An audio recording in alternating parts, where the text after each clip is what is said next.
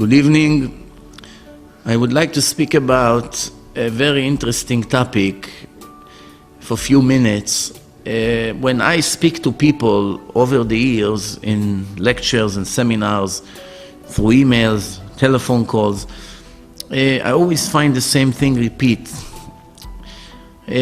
People who are secular Jews and are not keeping mitzvot almost at all, when I try to get them interested to come closer to the Torah and to God, I find that some of them, many of them I would say, they always answer a similar answer. What is it? I'm okay the way I am, I'm happy in my way, you be in your way, in your life, let me live my life, and please don't try to affect me in any way. I'm okay the way I am. No thanks. That's basically what they say. And when I try to investigate a little bit, what makes you so happy? We know that most people have financial difficulties. We know almost every person has some kind of sickness. We know many families lost their deals and problems and bankruptcies and IRS and jails and credit card debts and who knows? So much problems around us. So how is it possible that all these people, they claim that they're okay in their ways? The answer is, they are convinced in their mind that religion is something bitter. It's terrible. If I'm going to be like them, I'm going to lose the little happiness that I have in my life. It's going to make me very depressed. Therefore, he doesn't even want to give a chance.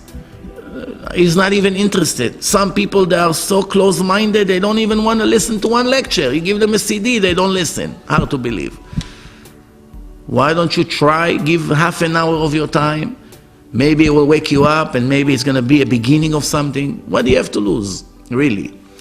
The answer is, I once had in my mind in one of the lectures, with Hashem help, a story that I made up. It's based on the time of the slavery, when the blacks used to suffer from the white people in Africa. They used to be slaves. There was one person, his name was Konta Kinte, and he was a slave of a white man in Africa. And one time a businessman from New York went to Africa on a business trip, and he saw that this white man beat up this African slave, and he was trying to save him from the whip. And he told him, excuse me, why are you beating him up? He said, listen, this is Africa here, this is the rules. So he said, okay, can I buy this slave from you? How much? $20. He gave him $20, and he redeemed Konta from his master. Then Konta told him, sir, if you leave me here, I cannot have freedom here, You either take me with you to your country, or you leave me here, that's it, somebody else will grab me. So the American businessman decided that he's right. He bought him a ticket, and he brought him into New York. Now we're stuck with him. What is he going to do with him? So he decided that he's going to get him a booth in a subway in Manhattan, and he's going to be a shoe shine, shine shoes for people, make some money. He give him a bed in his garage, and he said, okay, no, I'm take you on my way to Manhattan every day. I drop you with your booth there. And that was the arrangement. After 2 months that Konta is singing, dancing, coming home so happy, give him a piece of bread, he's dancing. Thank you, master, you're the greatest person on earth. One day, he comes to pick him up from the shoe shine booth in a subway, and what does he see? The booth is there, but Konta is not there, he's gone. No message, no nothing.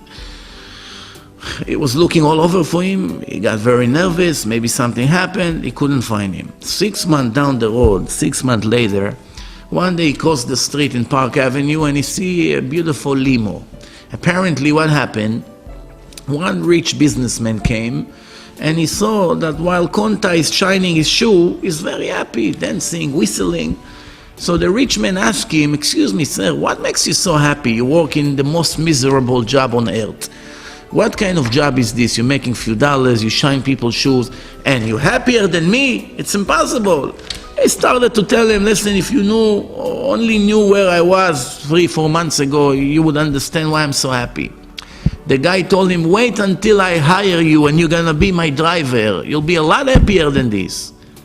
So Konta say, okay, I'm listening. What do you have to offer? He said, you get $1,000 a week. I get you a nice tuxedo. You have cigars, whiskey, and you're going to have a much better place to live and everything, and you'll be, you have a great life. I'll teach you how to drive a car. Everything will be fine. And he grabbed him from there, and he became his chauffeur. 6 months down the road, when the businessman that brought him from Africa crossed the street, he recognized him on the light in his limo. He grabbed him out of the window, started beating him up, screaming, you ungrateful, look what you did, you disappeared, now you became a driver, you're not ashamed of yourself. So Konta said, what do you want from me? He said, well, I have one question. You are the happiest man on earth. I was jealous with you how you're dancing and singing and you're so happy.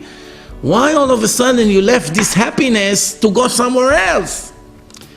Konta's answer was, sir, I only thought that I'm happy. I didn't know anything better.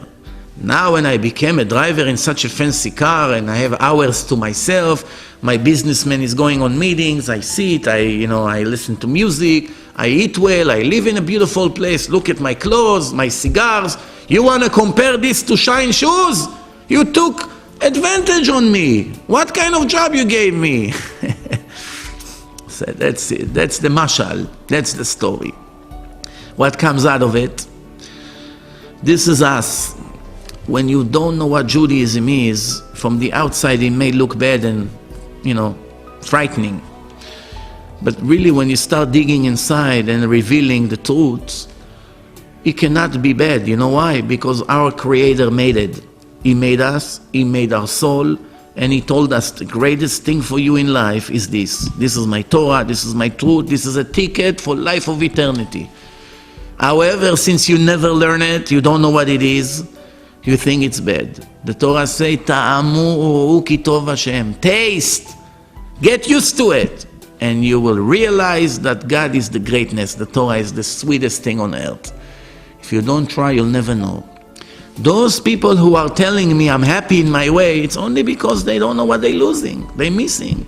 They don't know. If they only tasted, they would know 100%.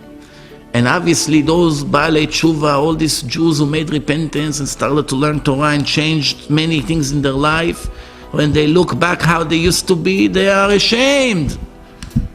They're embarrassed to see how they used to be, how they used to get dressed, how they used to talk, how they used to steal, how they used to do bad things. Now they look at their life in a much valuable way. You give them anything you want to return to what it used to be, they won't agree. Ignorance is a big risk. When you are ignorant, you are paying the price later on. Let's hope we'll wake up before we'll miss the train. Thank you very much and all the best.